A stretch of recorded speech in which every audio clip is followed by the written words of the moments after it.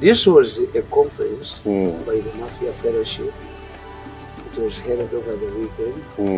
It was massively attended because the hotel was, they thought was insulated against the Mirundi spy network.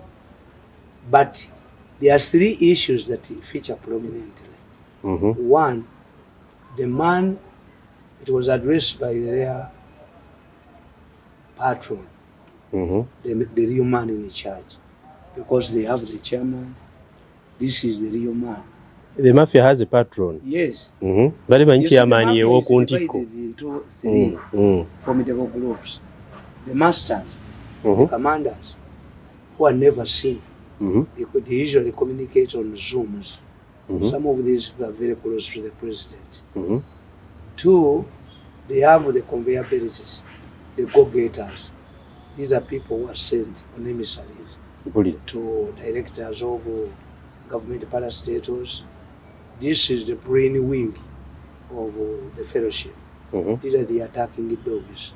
If they see that they want money from a parastatal, they use the media to discourage that person and get him out, install their puppet, and then get access to Is this the arm that controls the media? Irrespective of what the purpose of the government funds. They don't hesitate to undermine business people. Like when we talked about harm in our recordings.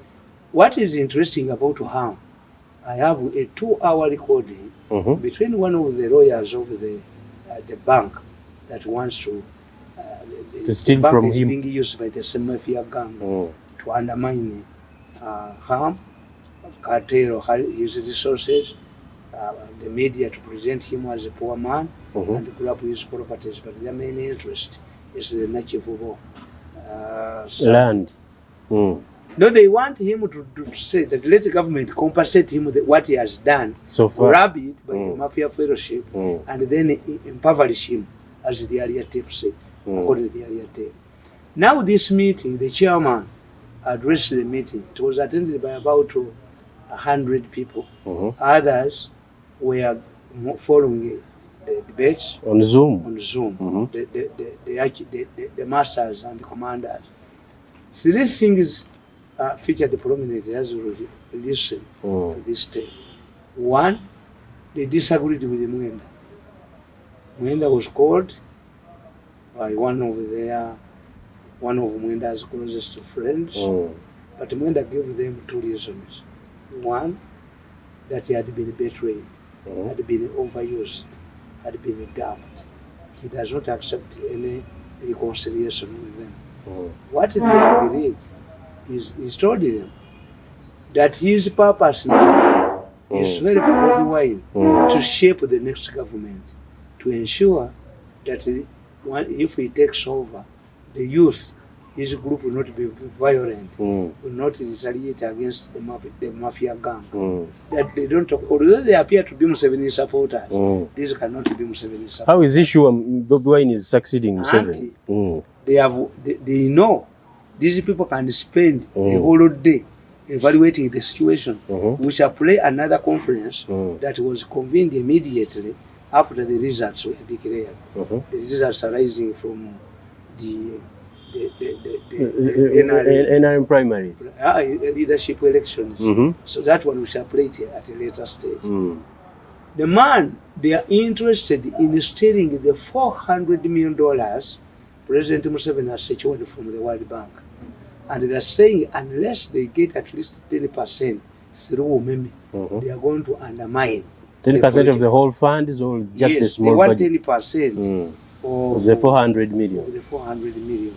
Remember, they stole $50 million intended for electrification project, which is part of Museveni's manifesto, the 2016 manifesto. The president pledged to distribute the power to 400,000.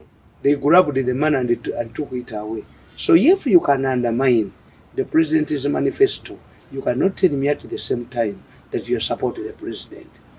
So they reviewed they are determined to sack the minister. The patron said he has all the money at his disposal to fight the Minister of Energy because he has failed to play ball. 2, to undermine the project with the World Bank. They are going to create a situation. If the Rutuama who is stubborn, who communicates with the president, who is working according to them, according to what the president wants, their attempts to remove him or to give him other assignments has failed. So the minister is also running away. I sympathize with this minister. The minister was told by the president, point blank, don't listen to anybody. I want this project to be implemented. So the minister was invited to attend. He refused to attend, attracting the wrath of the patron, who is a very arrogant man, that he has money. Here for the minister, this is the arrogance. This man is killing the government. What kind of patronage does a mafia give to a group? Yes, he has a lot of money. Number 2, they celebrated the demise of FDC and celebrated the way they have undermined the Mao, that they are now augmenting people power because it's the next government. You can wonder, how can you want Museveni at the same time you're sure that Bobi Wine is going to win elections?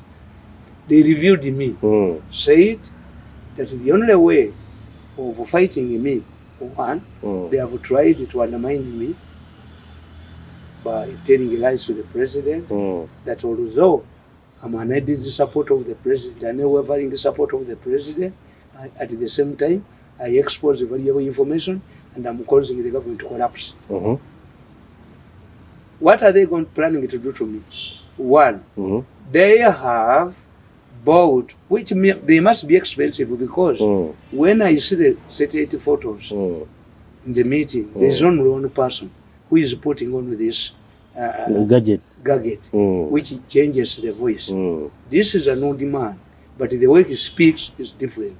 They have also introduced a slow motion, that when somebody is talking, he talks in a fake voice. And they say they have recruited FDC bloggers to undermine my tapes, to undermine my recordings, to appear as if they are fainting, because the argument is that whatever I see, after some time it happens. It happens in society. So I enjoy the credibility of the people.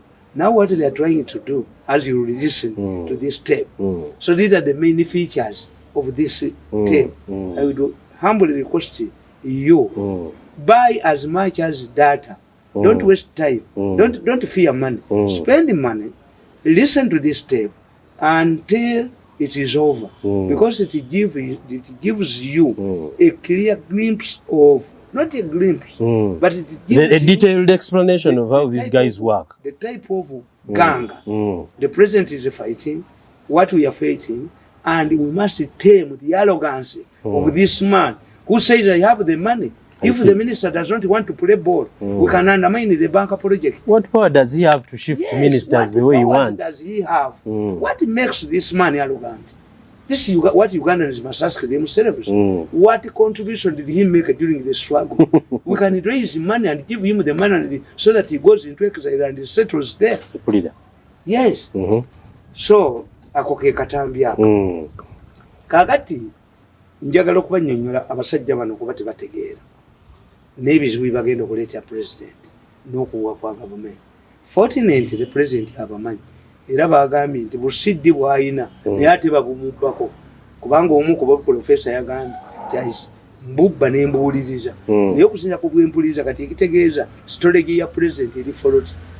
The storage of the president is foloti. Wa yakugambye nti mbubbayo n'embuuliriza, abubbayo n'abuuliriza. How does he get into the president's security? Naye ayina a lot of information about us. Mirundi supplies constantly, is a constant supplier to the president. Kakati abasajja bano bwe bagenda okusuulira ekintu, arrogance, nti balowooleza nnyo mu ssente. Ono mukama waabwe alowooleza nnyo mu ssente. Why? He is an admirer of Kenya's politics. Without he didn't do political science, because for us there is what we call systems analysis. I analyze the system why the Mali government fell. And in fact, I'm going to write. Don't be excited. Mali, Sierra Leone, Egypt, they have. I can explain. Libya, I can explain. I'm going to write to explain the dynamics. The biggest ingredient is that government failed. Yes, all those governments failed. Nabaganti governments ziringa mini, echipa ya mini, elimu walaji, elimu bia, elimu amazi, elimu omubisi. They appear to be all the minis. Naye anywedde wootegerera ekiri muno ntambula ye amala kunywa n'otegera kyekibadde mu mini. Gavumenti zonna ziringa mini ya walaji. Mini. What is important when you see a mini bottle, you think that it has the same ingredients. Naye ogenda okulaba ng'anywedde mini yaki ya walaji y'emmandule olulimi lukyuse ng'ate anywedde omubisi asaba ndala. So the minis are different. Ne bia yennyini is different. Lwaki gavumenti ogigeza ku mini? They are not the same. Kakati naye mbagamba nti abasajja bano era baatudde ngenda nja bakubira details ngenda conference wenjikubira details immediately Kadaga defeated them bazeyo ku drawing board. Nebaga nti this reflects what we are going to have. Abasajja bano bajinga. Why? Tebannategeera strategy. If this Besigye is more dangerous than before. No, he's out. He's no longer competing. Besigye is more dangerous than before. Nabagamba nti omukazi nga yafumbira omusajja ow'amagye tugeze omukambwe nga Kasirye Gwanga omugezi namale bamukomyawo ng'ayogera. It pains abaana be bano abamawulire abataasoma. You bring Kasirye Gwanga to tell you what? A musician is okay. Yes. If there is a contentious issue, you can bring Kasirye's voice. But why do you exhume Kasirye from it to serve selfish interests? I see. They are professional. You brought to Katimba, you go to Katimba people, Katimbalism. A journalist, even a picture of a person, a photo, because the picture is that one that is made by a pencil. A photo is different from a picture. That one that comes from a camera. Kakati, bano abasajja tebabala. Nti nababuuza nti omukazi ng'abadde ayenda wa Kasirye Gwanga ng'ayendera ye wa Kasirye. Kasirye bwamugoba alekayo obwenzi oba ayongera bwenzi oba abadde ayendera omusajja asobola omutta. Kakati ono omusajja gundi yagamba Mugabe nti era mwana wange babikoze ne baga nti gavumenti egenda gwe tugende wavugibwa ye. Mugabe yagwa gundi n'agwa gundi ne bamentioning. The people who seem to be close to the president have already realized that the next president is Bobi Wine. Very dangerous. Why should the president keep around these people? Kakati nze nkogamba nti Basiru, none of them, the highest person I saw there is a professor of psychology. Said he has been in politics since 1981. Has been seeing governments collapsing. How are they strategizing against Kadaga again? That means plan yabo teyayise. Kati ndikamba somese basajja mu. Professor kankusomese. You failed to do political science and I will donate to you books of political science. Besigye is more dangerous. Why? All African governments have collapsed because of three issues. One, where the military intervention has removed the regime. Two, after a contentious issue, where the president fails to concede defeat and where there is a rerun. Tetujja kaddamu ono twamuwangudde. Bumuba muyina a reasonable opposition gye mutayina wano mu Uganda etayagala kudistroyinga bintu ekugamba tukati tuleete candidate like in Malawi like in Kenya. Era olwokuba omusajja ono akozesa politics we Kenya, he believes like Moi nti Moi sponsored Uhuru. But the Kenyans knew that this man is a stooge of Moi. If we vote Moi, tujja kuba tetukubye Moi, bwe tulonda Kinyatta, tujja kuba tetukubye Moi kumujjawo.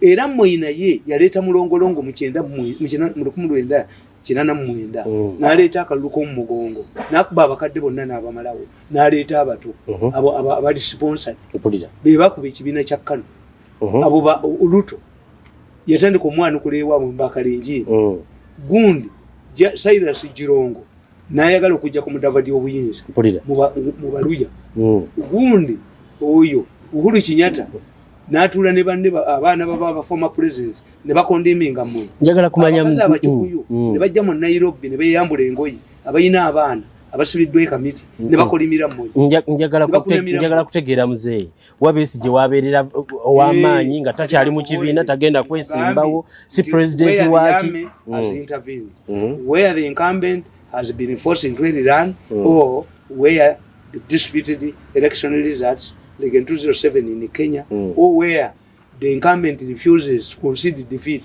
nga Jahama Gambia had accepted n'akyuka ati n'addira Senegal ekitundu kya Senegal ekimu oyita Gambia ensi eyo omusajja yagamba ti Gambia bw'oba oli ku nsalo emu n'okuba esasi likulosinga mu Atlantic Gambia is a small country kakati ngeri sandwiched between another country and Senegal kati ono yategeera nti yakola ensobi n'addira ekkubo eriyita mu Gambia ogenda mu bitundu bya Senegal ebirala n'aligala kati aba Senegal nga balina kukozesa a lot of money to transport their goods bwekye baakola kuwagira musajja ono n'akubajjaka mahaya olwokuba bagalidde ki ekkuba eriyita mu Gambia additional money ze baali bayinkaalinga ze baazibalamu ne bagaa nti at what cost bwe tukuba omusajja ono tetumuggyaawo era Senegal okimanyi nti omusajja bwe yawangula akalulu yaddukira Senegal Senegal bwe bamurecognizing amagye ga Senegal ge gamuwerekera it was a mistake by blocking the Senegalese highway that passes through Gambia tebasoma bitabo. What mistake is it here? Naba bumala mukubba n'aloganse kakati ono babadde bakoze ensobi bakube mukula bakube gundi kadaga bakube ono mukazi bamuwayiriza ebigambo Anita yali friend wange nnyo Anita bwe baba banakuba bamala kunzijako bakuliyetinga battle between Kadaga and Anita bali bamuvunana balina bye bamuwayiriza ne bagenda ne baza n'ennyumba ye kakati ekyo kibadde kitegeeza nti Eastern temuyinaamu muntu you defeat Kadaga by a political novice banaafuga you defeat Mukula kati n'abaddewo era badde wa Eastern it's not about the region maybe a political novice kakati Eastern fe bwe tuba tukola propaganda tukubuulira you give a person something he remembers that open up his memory nti Eastern ye province ye area ngojeko obote ava mu north east etasimbanga omuntu kuba president vakukana akawala be bakateekawo embala simusebe ngondi mukyala ole yesimba okawedde yes yava nti president Museveni bwalonda vice president Kazibwe abasoka bajjukira ti ku independence the vice president yali ani yali Kazibwe yali na Diope ku independence 1962 yes boleta the late Dr. Lugumayo Professor Lugumayo yali ayagala okuba lulafu ke president ne gundi babiha John babiha yaliko fe mu propaganda bwe tuba omuntu atamanyiro gi propaganda na political science taina jala bamukuba ne muteeka kutaka baba ne diguli 10 naye kyetunulira muzeeyi nti of course Kadaga naye bali mukubye era oli waayi anti kyenkubulira politics kati aliwo wabikolwa this is where the mafia has lost nti ba mafia bo balowooza nti sente n'aloganse no tukatukolera abantu aje mu nalinja batta ninjo bumulinzo yomwaso omutwe kamaze okugamba mbu tebampa mulimo mbwaje I can give Mirundi gendo tumenye kwa kajijo tomuwo mulimo mu media center nenja muttiramu n'omugundi n'omulimo tofuna musaala media kannemeso okufuna omusaala itituku mukozi 6 months intervene ashikani nolinjo ku bago singoli wa kajijo webasa singa toli musukuru wa kajijo kano n'obukalo bingi bwako abantu bagamba gwa akagambi bukampa omulimo mu new vision omulimo jayegoli gwasimanye 50 million tina yomu nolinjo bankwasa omutwe genda okime nnyoko genda ozikule amagufa ga nnyoko esirongo ojje n'akabeero obeere nako mu New Vision. That's arrogance. Abafuna humiliating me onkube mawulire nti ndi mulalo abantu bagamba bamutte abantu bagago akubye namuganza kakati wamwogeredde abantu bamumaka kakati wait nti eyo area kasojeretamu amuliyati agiswipinga area gyemumaze okucyankala agikuba amuliyati talina kyakoze tewaliwo oli track record tali ku national level. This is a new strategy namwe babakwatira nono professor ndoza asoma psychology wambwa yasoma psychology w'abantu. Why do you celebrate? There is nothing to celebrate. These people, the opposition, has adopted a new strategy. Ntibesi was a national leader. Was for the five times, Besi ngayagala president. These people have gone back. Nibategeera nti Besi nebo simba wani. Taiwali eja kuwangula Museveni. Kakati what do? Let us divide the country into regions. Tufune regional warlords. Bweba ntibakyasobola kukwata kyonna kyawamu kabatandiko kitemaatema bagaye nti amuliyati kiribwe mukikuba akitwala mpulira bakube mu east bakadaga strategy ya Mafia bano boti bakitegeera muba weakeninga omusajja oyo ajja kufiira mu ekizairo nga kitaawo kubanga alemeddwa teyasoma political sciences, very arrogant.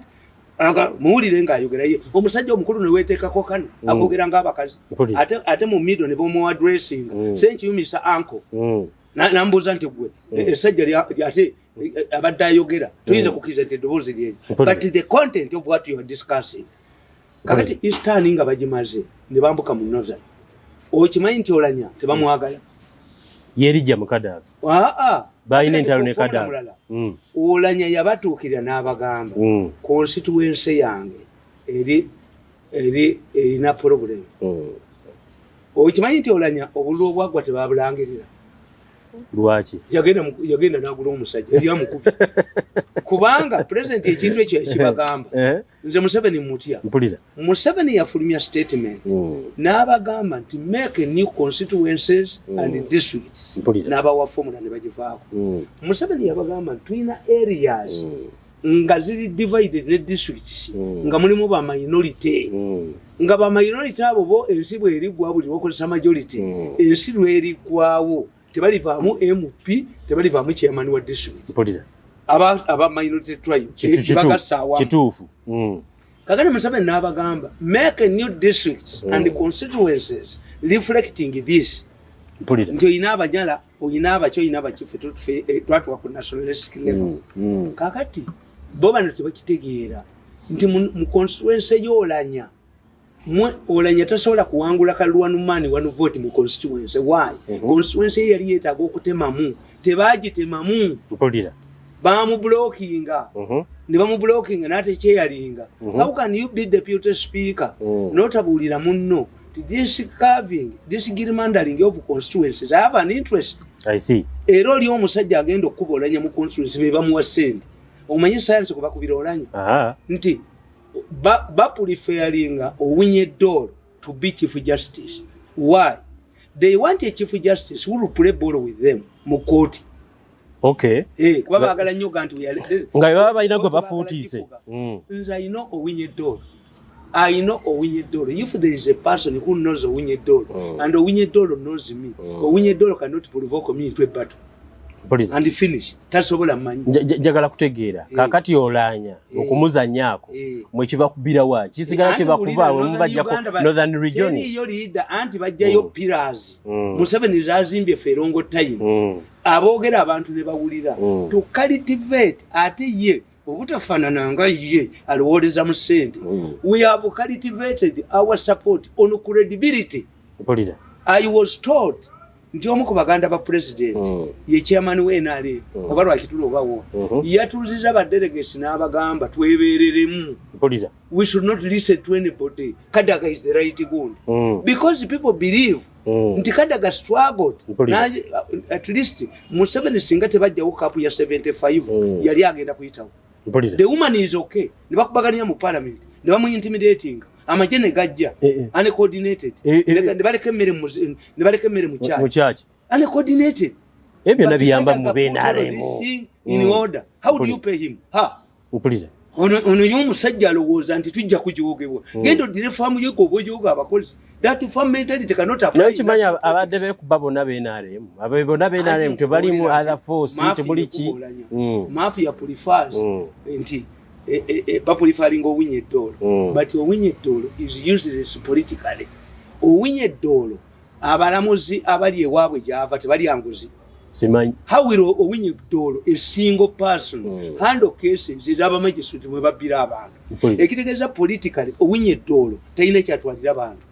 Kubanga involvement ye tepacolating. Do you think owinye eddoolo can organize a public rally n'asonda sente za church? Simanyi. Professor yasoma psychology wambua. Talina political science at all. He does not have an iota of political science. Yes, he doesn't have. I donate books to him. Are you serious? Kasito kubolanya. N'omukube waabo ne mu parliament ya Jaguar. Oba preferring owinye eddoolo. Kati wamaze okwonona Eastern ne Northern ne bajoonona. Baagala kwambuka mu Northern. Middle North bajoonona. You're trying to explain strategy ya Mafia kati si yakwata kyonna. Yakutema ebeerenge ina kyewa. A strong link. A cemented link. A super glued link between the Mafias and the opposition to defeat Museveni. Are you serious? Yes. And in Kugambia, the Mafia gang is part of the NRM. Why would it want to defeat Museveni? Jumper yebwa avenu na jumping. Kununo toja kujumping. Kubanga embwa zalemwa okubuuka ekibaati wakati w'oluguudo lw'Entebbe embwa zaafu. Kununo jumper tajja kujumping. Akuva mweno kudda mweno. I'm telling you. Some of us have decided to risk our necks. Batutte balabe. Badwe balitegera nti balisalawudde. What is their strategy with Central? Bwe batuuka eyo kati Western Nile tejja kuwa Museveni. Lwaki? Yali mu lutalo olwagoba Amin. Era mu 1908 bajjayo amagye ga Kikoosi Maalum ne basindikayo akafulu nasa aga Museveni. Museveni yakoze buli kintu kyonna. Nali naye mu kaluka 2011. He spent yali agenda kumala ennaku 3. He added an additional 3. I remember was the minister Muhwezi, was Minister of Health. Abamu West Nile ne bamugamba nti bw'otuwa ekyuma mu ddwaliro lyaffe tugenda kuwa 90%. Museveni yagamba kamba w'ekyuma nga ba citizen. Naye temujja kumpaka, you don't vote me. Yes, olongo omumachi w'amaanyi nnyo. Minister of Finance omumachi. Omanya abantu abaali badde ku mu power balinga omukazi yanoba ewabba. Omukazi yanoba ewabba buli lwajja ewa mulamu we balwanagana. Are they fighting over you? No. Omukazi ono eyanoba ewabba n'omukazi w'ewaka bamanyi obukodyo obugoba abantu ewaka. N'ennyama yennyini okugaba n'enkoko yennyini enva tuzitegeera nti ono akujereze. Yes. Ekifuba kiriibwa baana. If you give a visitor ekifuba it means omujereze. Kati kitegeeza nti omukazi ono w'ewaka ng'ayagala okugobamu mulamu we ye kyakola bw'aba mulwadde wa alusaza afumba lumonde. Bw'aba mulwadde wa alusaza emmere agifumba essaawa 10. Amugobewo. They are both experts on skills to evict people. Babasajja ewaka. Kati ono omukazi aditekitinga mangu. The people who have held the power like these people in Western Nile. No, nti General Moses ali bajeno betwalabanga. Kani Moses ali influence the recruitment. Kani ono Gonde Mustafa Adis. When the president appointed Mustafa Adis the vice president, abalugu alabo nabali badukidde mu South Sudan bakomawo. Why? Bayina kye balaga kwani. But by the time Amin fell, Moses ali yali amugobadde. Sente za Uganda Municipal Council yali amugobi. Nti babbye sente z'obusiraamu. Kati yaki yaliyo. Ate bamulaba muki. Talina image gy'abaleetera. Bali bamwagala. Nti Moses ali n'Abu Mayanja bali bamenye Zulu Haq eyali president wa Pakistan. President wa Pakistan Zulu Haq munna Uganda yakulira wano. Taata we Zulu Haq yali Dr. Mulago. Amin bw'abagoba. Eyanga Zulu Haq joins the army n'afuuka president. Yatta gundi Buto. Kakati Zulu Haq nga Moses ali amumanyi ye yabasaplayinga ng'emmundu. Enyinyi ya Pakistan mubana ba ADF gundi bazijja.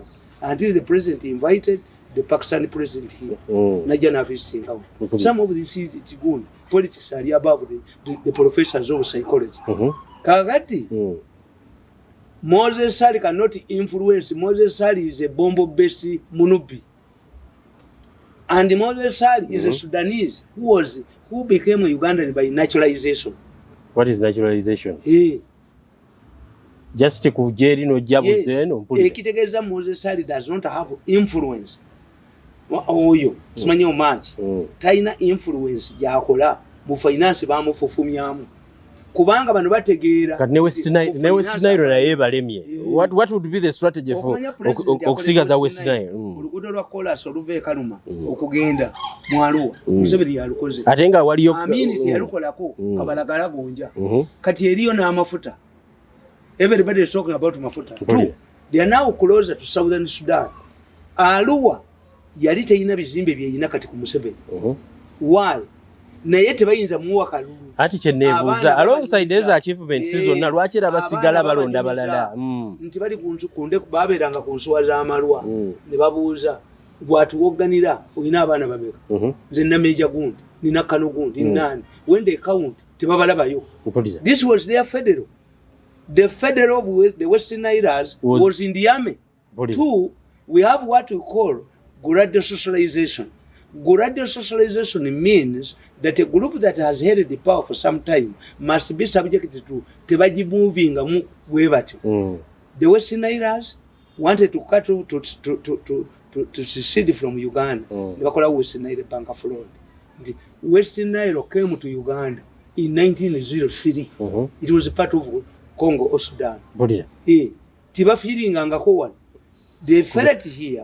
Ntibali bamanyi nyo why during a minister time and during independence. Ngabagase maje. Ngabaganti amaje ga Uganda gali 13 at independence. 13 bakapo. All of that is eroded. Tekivunaanibwa ku Museveni wo olw'ensonga nti abazze bazajja mu maje ng'ateekamu abalala abamawanga amalala era kituuse ne kimuhantinga. Anti kakati nti luli kasi muno parking baani they had no education. Musafa Dishelisa Somi. It was a general. Kakati when the time comes, the delay in Western Nile, which is studying, in northern Nigeria. All of the northern Nigerian leaders, most of them, Nigerian leaders, came from the north. Tiba developing ayo. But Dirabana and Babatwala Maje. At one time in 1975, the government of Nigeria put up a scheme to give money to houses to attend the school. I see. Ngokusoma bakawusa basome abayoruba basuubuzi babasanjo the yorubas the hawusas badda mu maje kati democracy bwe yajja ne balancing naki abahawusa tebayina kye bajja mu bano baba bangida ba Muhammad Buhari ba Gundi bashagali tebabafunamu. That's why there is bakola haram kwe kutulako. Yes, bagala kwe kutulako ina abaana be nga basomera Switzerland ngenyenyekera kumacha ne batwali Switzerland ne badolweko. But he did not develop his area. Okimanyi nti obunafu obwo bwe bugenda oleta Bobi Wine okubaakuba. Bano gye baali bava balida. Bobi Wine agenda bakubalwa weakness ezo ze mulina everywhere. Anti nkoboli to West Nile Bobi Wine ejja tukubayo if we don't take care. Kakati bavudde mu West Nile ne bagenda e Kasese Western. I can tell you oyo mukazi Winnie nga bali ne mukisa muntu bagenda tukube Kasese. Mpulira. Kasese bajja tukuba. Kakati ne bajja mu Buganda Luvia banda kyasoose okukola to undermine the Democratic Party.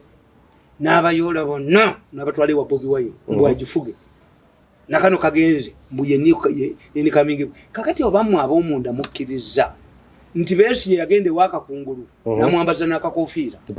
I went to Kakunguru's place at that time. Kakungulu yali mukwano gwange nnyo nga mpita ne tuwogera bano. Kakungulu ne mubuuza ekyakututte Butambala n'owa Besigye enkofiira kyabadde ki. N'aŋŋamba nti nze nange mukama we yannema. Eno famire mwe yava ng'agenda mu nsiko.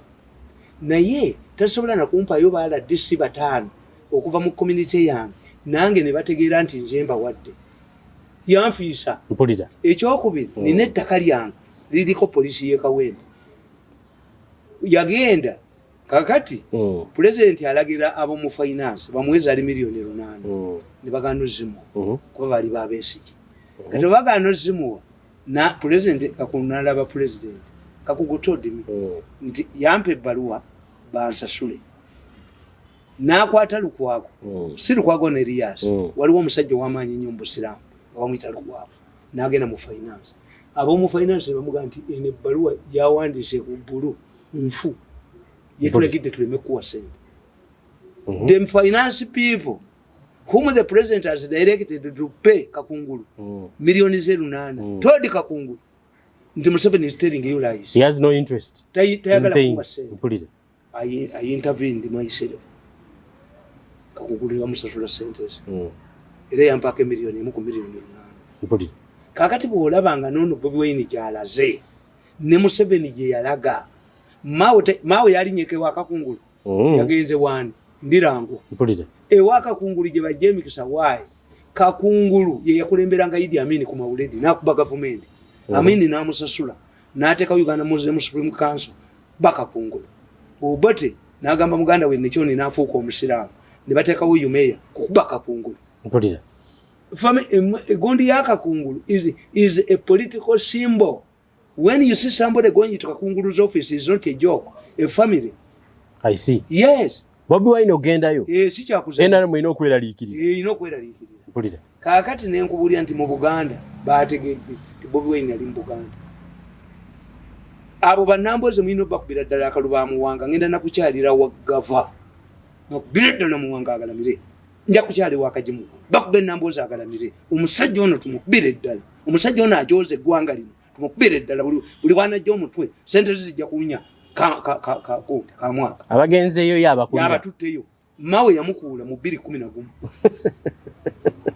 Kati n'ayita nnamboze akube mawe aveewo. How can you sacrifice the Democratic Party ky'emyaka ekyatandika kubanga omusajja omu nakuba eggwanga lyonna n'aliteeka wali oba atutte. Mpulira. Kakati oyo bakulukuka bagenda. Yawammayo akasente luli n'amukuba n'amwogoloza. Not the professor of psychology owembwa atalina mu element ya political science. It means this. The moment kebakugatta n'omusajja n'ofuuka mukyala we oba wajja tomwagala oba wajja omwagala olina omufumbira emmere olina omukolera ebyomumaka byonna. Exactly. Yes. Oba wadde tomwagala naye kasaba gatta. Likewise in politics Namboza has an obligation, unquestionable obligation. Muwanga has an unquestionable obligation. Onowe Kalungu Seun to campaign for himself and Bobi Wine. Wambwa ayige ne yamukamaawo a dog hunts for self and master. Amaduga mukamaawo agongera ko. Ono yasoma psychology wembwa ne munne bwe bali atasomanga ko political science tebakitegeera. Don't celebrate because the Baganda leaders have joined Bobi Wine and at the same time you tell us nti owagira Museveni. No, these people will not support Museveni at any given time. The two are inseparable. Omusajja we NRM bw'aba anoonya akaluluke ayina okunoonya akalulu akake n'akaani. In other words, all of these DP people are now Bobi Wine campaigners. Ono yasoma psychology wembwa ne munne bwe ayina ssente abaduumira bw'ogenda okuwulira eyabadde chief guest eyabadde keynote address tabimanyi ndi kakati bamaze bakuba mundoza ne Uganda babakubye mu Eastern kadaga yabawunyeza Western mwini chiza ne muntu babakubye batutte siraisi mu Buganda nze nkimanyi Kasolo ajja kubattu bw'atabikosa banyi kuba Kasolo bamuvunaana nti atiitiriza abasiraamu bangi. Kasolo yakwatibwa obulwadde bwa kayanja jeno to impose leaders the mubinda bamu local politics. The moment you impose leaders they will fight you. Ye yaleta gundi era kayanja yaleta nga bachemeni ba 5 n'alwana nabo basimakula baani ng'alwana nabo. You cannot control somebody. Somebody changes. If you want to control somebody, make him remain in his status. Kakati kayanja yaleta ng'erakai n'aleta basemakula abafugi ne bagaana batufuse ba chairman n'aleta bamulindwa abafuge ne balema. Laka he was torn apart. I see. Kakati nono Kasolo ayagala okufuga district y'ekyotera n'aleta gundi chairman kati kalenti aliyo bamuyitaani I've forgotten his name. Gundi naye Kasolo yamuleeta ne balwanagana ne bwoleta house girl ne bwoleta muganda we waka nze nakulira wa muganda wange nampeera buli kimu but he does not give me directives I can yampeerera kubeera ki njagala kubuuza Kasolo gwe bagamba talina kyakoledde bantu ate yafuna ate amaanyi agaliita abo Kasolo yajjanga independent ng'ono bamukoowadda gundi eyaliyo mujuzi nga bamukoowa Kasolo yajjanga independent Kasolo yali kansala ku Kombalo kaakati Kasolo bwajja n'afuuka king n'alwala obulwadde bwa kayanja to install leaders kati ba leaders ba installinga yasookani ino mvuga gwe yasooka yali vice n'afuuka chairman ne bapanga akalulu ne bamukuba ziliddamu n'aleeta kisekulu balwanagana local politics bwe baatema mu kyotera what happened constituency emu omukazi yaje batwalako kati Kasolo bayinza omukuba kubanga the main challenge of Kasolo musajja watu mukunda yes nze babimpitamu bigendamu me I cannot involve myself in local politics. I'm above local politics. But local politics is regional politics. You are for woman chitundu. Kakati area nfu kyotera mufu. Bwogende kochi kayanja alese mwanyina akubani akube kinyamatama. Kinyamatama tayogera mu parliament. Gwali yogerede ku mukanso bategeke olukongana lwa kinyamatama ne sister wa kayanja bonabo badressinge abana ba secondary school tubayite nga bali ku social distancing ne gundi kinyamatama ne kinyamatama and when you hear kinyamatama kinyamatama the name ofuna muntu mulala kawala kato kagezi ate bwe kibatamanyi ntize natula dda nembala coach 40% pa western 60% beba coach kati eyo nayo bagenda kuono nayo coach nayo agenda kubwa era ndo musigaza kalu ndaba wonna mulinga atasigaza kalu bamukoze bubi sempi jabasoka bamuga nti yali dobuyana kumukolo gwinali yagenda ku farm ya government na giant sempi ja ne bamutwala bamukoleki bamutwale mu parliament ali step team ni nyamba sempi na jakesimu mpulira sempi ja bama agenda mu parliament n'abafukamirira n'alete teka lye mwanyi tiri muleka wagulu mpulira sempi je tiri muleka wagulu kati mu Buganda mwina mwani kyobala balumazi za kabaka ya Sudan bantu bamanyi weziva ne bakuba obutambi bwa president Museveni I will crush you Baganda they don't know mpulira the person who did dogo psychology tamanyi munne alowoleza musende musubuzi mpulira siri I've told you briefly nti arrogance tocha wangula muntu kati nti obujozi nti gundi yali mukwano gwange nno nani ono chairman weka yunga nga mpita nyi mpulira nena genda okukitegeera nga ino Luganda ne balyeku balyeku nga gwe bataddewo kubakadaga mami tayagala kadaga oyo omuvuka yadduka emisinde mu sezaala we yamugamba agende yegayire kadaga nadduka ne bu computer obufu mbwayita kadaga ku mukolo banne kadaga nga bamutaddeko ejjiribo namukwatanga ayogera ku faamu ye mpulira sezaala we namuteekako ejjiribo naga omusajja oyo yandeetedde ebizibu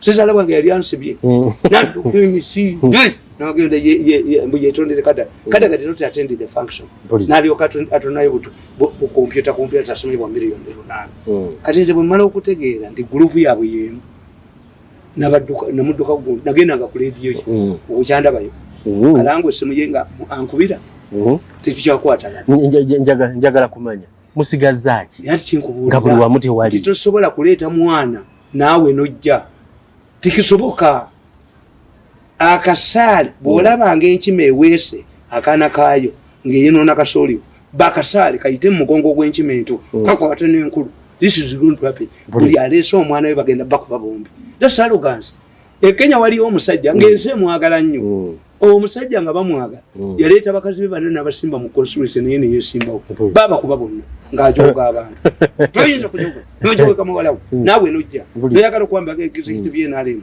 noleeta muwalawo naawe nojja kwegeze noleeta muwalawo naawe nojja luddawo ekyo ekyokuleeta omuntu twakirekera omuntu omu ani etumumanyi si kya buli omu enkima eweesa omwana waayo ng'eyonoona kasooli bagikuba akasaale kava mu mwana this is going to happen here buli yeetisa omwana we agenda kubwa n'omwana waako we kasaale kagenda kuyita mwana the issue of money the question is sente muzijjeewo Chenna bagamba. Nti mukwata 10 billion muzimbe mutunze ente ezammwe. Is that compensation? That is blood money. Kwata kuzizo. Ate president n'abagamba 10 billion muziteeka. Nze njaze mu. Njagala kutegeera mzee kyeki basuuza Nadduli. Anti lwaki Nadduli Nadduli yayogera ebyekikadde kati Nadduli yatula mu meeting n'abagamba nti eno bye mukola mwe balenzi mu yabayita balenzi ono muto wange ono president amuyita muto. You will reserve Nadduli. The only thing Nadduli does nti bw'oba oyogera n'omukulembeze w'eggwanga kye nagamba gundi onani kye nagamba ono omuyimbi yali ani kusaasira gundi yani yaga nti Bobi Wine takyandaba Kenzo nagamba Kenzo nti oli kati yafuuse mazima wangu kituufu to talk to you you must go through ages. Yes, so nena Nadduli kyalina okwemulating yagenda mwekezayo abazungu ne bagamba ti omwana yenna nagenda nasavinga Muteesa mwekezayo omwaka gwe scholarship tugisazaamu no abo bakitaye bampanga baani tebagenda kulabira Muteesa. Ben Kyonoka yatta emyaka gyegi mu university nagenda kolebwa house galo bwa Muteesa. Muteesa bwakomawo nga Ben ayagala umusinga ne bamugamba ki kasempa kamugamba yita ng'abakopi bwe bakola okulaba kabaka oli yafuuse mazima wanvu si eri mwekezayo Kenzo kyemulabako eki ti Kenzo mugezi okusinga bano obwo obuwala bwe bakozesa bukwini dancers bwe bumu ennyimba zonna kakati ye Kenzo element gyaleeseemu nti aleeseeko ku bawala abali mu Ivory Coast mu nsi endala takozesezza bano ababuli omu kikazi luno kikazi nanga kawula kikazi nanga kakunama engulugulu zonna bobulowooza mbu buteekamu kana akabala ak'omunda aka black engulugulu twazikoowadda oluyimba lwe lumu obugulu bwe bumu omulwa obuyimba nze nzirina nga gundi ayimba sheba era bwe busitamanga bweyawula kati twabalaba dda Kenzo waabakubidde aleeseyo ku bisambi ebirala aleeseyo ku bugulugulu obulala obwamwe twabukoowa obugulu bwammwe abantu babukoowa ekyo kimukikinaza talina kikinala lwekyo. That's a good innovation. Chameleon agenda ke Kenya n'aleetayo ku balala mpulira nayimbako mu Luswayiri nayimbako mu obubajjo bwe bumu obugulu bwe bumu bukyusa ngoye kyovula ba music tatambula ne ku relationship ne Bobi Wine ye yakyuka. Ayina sigala mu music amutereze ategere nti ono kati naye ayina kyagoba sheba ya luyimba nti nekisiba yakyuka uno mulala kati werabire gye wamulaba Kenzo yerabire yalaba Bobi Wine kakati nkugamba after analyzing all of this baforcinga Museveni into a run. When they force Museveni into a run tebajja kugendayo serious kuwangu tetuddamu tukirabangako kyekibaawo yanti ye paralysis ye bagala kusanyalaza gwanga. Waki Kampala always alonda second day. To the moment you say nti okulonda second day ne bala napito nankubira esimu why wakalika luka 2 mukaaga why bwoli luddawa zinjagala kutema tikiki ekyo bakola Museveni nga kizibu nnyo anti bakuba Besigye mu Kampala simanyi zone gundi Kawempe Besigye 256 Museveni 0 beremeka Museveni 0 beremeka Museveni 0 natia anapito nagamba bakikola delivery oli side wazi je tuteme olaba amawulire gaabwe gano bakati kana amawulire ogalaba kano nze kali kateke kuli karikod anti kagirira munyama we gali akwekirija kutaka amawulire gano ogalaba gana amawulire bakulaga ki is a confusing headline bruising battle for NRM. We are waiting results, but they cannot mention that Kadaga defeated candidate work. This exposes this newspaper is controlled by the Mafia gang. Nti baletawo confusion. Oli yawangudde tebasobola kukola headline Kadaga awangudde. Wakiri bali tukubiddeko nti preliminary gundi results. Preliminary gundi ziraga nti gundi akyali they cannot mention Kadaga. This means that this newspaper belongs to the Mafia gang. Each of the cartoonists to one is the most stupid cartoonist. The most stupid cartoonist. Yakuba Mawonga Bamuteko, enkumbi ng'omuyini gusigala okimanyo. This paper belongs, and what amazes me, Aga Khan is the owner of this newspaper. Aga Khan is one of the people who lost property during when Amin expelled the Asians, the Indians. He lost one of the losers. I take a sentence mulupapula inciting a public. But Mafia baluwamu. Omanye papula zino tizina money. Tizina say. Chigambi chiti. Chichi NRM delegates yesterday elected the Central Executive Committee member. Preliminary results for the chairperson slot indicate a tight race between Kaguta and Museveni. Uchiraba chine chumba tu chigambi mbo ebyakafunikawo mu kulonda kwa president kwa president candidate ne chairman wa NRM kuli wakati wa Kaguta ne Museveni. Uchiraba chichigambi uchiraba chine chikogo chino mumusoma busoma uchiraba chikatonesa was it a battle between Museveni and Kaguta. Ayagala ku emphasizing nti muina solo candidate kati mwabaddemu kuvuganya kikino kikatuni ekisinga obusiru mu nsi yonna. Okiraba kikatuni ekisinga obusiru mu nsi yonna akubye katuni nabe meze eriko seeke yavuganyiza nani ne Museveni yennyini ne Museveni Kaguta yavuganyiza kitegeeza ki politically political science wabadde kulonda serious kikitegeeza kikugambye kino ekisiru kikugambye katuni NRM delegates yesterday elected the Central Executive Committee members. Preliminary results for the chairperson slot indicate a tight race between Kaguta and Museveni. Okay, Aga Khan is employing this idiot. Atamanyi nti kino tekimanyi kiyinza okubanga tekyasoma. Kakati Bobi Wine ekikutegeeza omwogezi we yava wano yava mu monitor kituufu Bobi Wine yenna mutegeerera Senyonyi yava kyovala ba is surprising nti bano balowooza nti Bobi Wine ajja basiba Katonda atuyambi tasobola kuwangula. Bobi Wine yali basibye. Oli serious? Yes. Agenda back alu ojja kwewuunya gundi akugamba Nicole Machiavelli ti omuntu yenna omunafu bw'akwata power atta abamuyambye bonna okujja mu buyinza.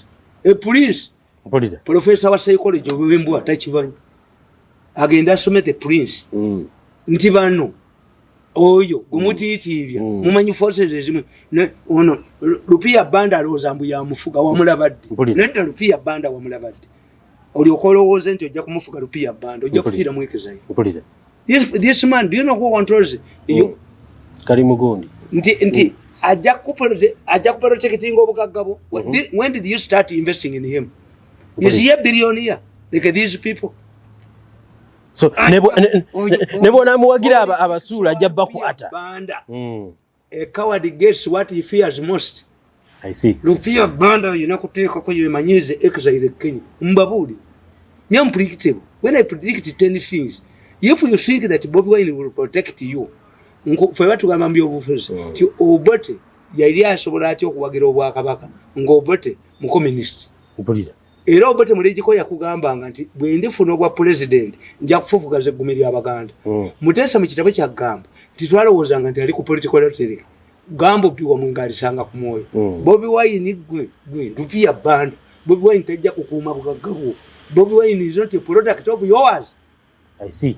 Ojja kulabira ajja kudduka yali ono musajja mubinyo omusajja ajja kuba gavumenti ekyo naye ajja kudduka tajja kusigaza yadde akajiko mu nju kakati laba ono naye kukada kataliiko singa tukebera previous copies z'abadde akuba ku lutalo lwa kadaganani ku luno nenda muganza kadduse emisinde kati katuleetera by'Obama.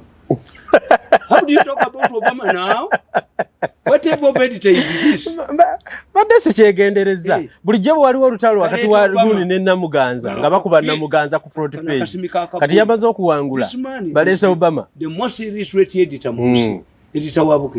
Most illiterate. Kakati noli okola baba.